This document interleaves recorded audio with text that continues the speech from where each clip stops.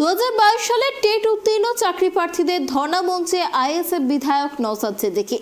2023 সালের প্রাথমিক বিদ্যালয়ে নিয়োগের টেট পরীক্ষা অনুষ্ঠিত হলো, অথচ 2022 সালের টেট উত্তীর্ণ প্রার্থীরা আজও ইন্টারভিউতে ডাক পাননি। এজন্য তারা প্রতিবাদ জানিয়ে সল্টলেক করুণাবইতে ধর্ণায় বসেছেন। প্রাথমিক বোর্ডের সভাপতি বলেছেন, প্রাথমিক বিদ্যালয়গুলিতে 50,000 শিক্ষক শূন্য পদ রয়েছে। নিয়োগের অনুমতি এলেই নিয়োগ প্রক্রিয়া শুরু করবেন। সরকার পক্ষের বিভিন্ন বুদ্ধিজীবী এবং মুখপাত্ররা দাবি করেছেন যে তারা নিয়োগ দিতে চান, কিন্তু আইনি জটিলতা থাকার কারণে তারা নিয়োগ দিতে পারেন না।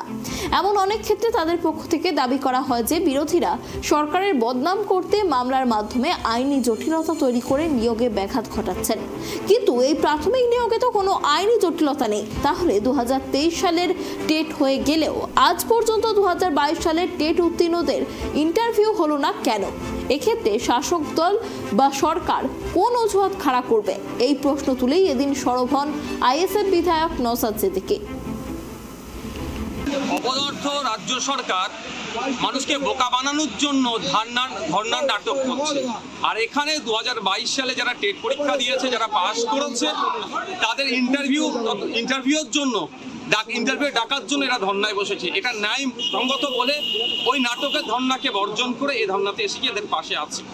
রাজ্য সরকার তার মধ্যশিক্ষা পরিষদের সভাপতির মাধ্যমে বলছেন যে 50,000 শূন্যপদ আছে, অনুমোদন দিলেই নিয়োগ করবে। তো অনুমোদনটা কে দেবে?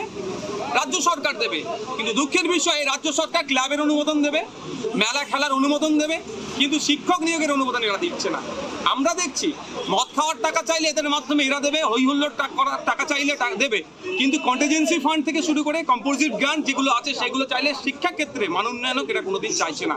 তো অপদার্থ সরকারের বিরুদ্ধে যে অবস্থান বিক্ষোভ চলছে, এখানে ধর্ণা চলছে। এই যারা 2022-এর টেট পরীক্ষার্থী ছিল প্রাইমারি, তাদের পাশে আমরা এসে আজকে তাদের আন্দোলনকে সংহতি জানাচ্ছি এবং তাদের ন্যায় লড়াইয়ের পাশে আছি। এই বিষয়টা এখানে যেমন আছে, আমরা মাঠে ময়দানে তাদের হয়ে গলাফাট। একইভাবে বিধানসভার মধ্যে স্পিকার স্যারের মাধ্যমে রাজ্যের মুখ্যমন্ত্রী তথা রাজ্যে যারা শিক্ষামন্ত্রী আছেন, আরো যারা ক্যাবিনেট আছেন, তাদের কানে তুলে দেওয়ার আমরা চেষ্টা চালাচ্ছি।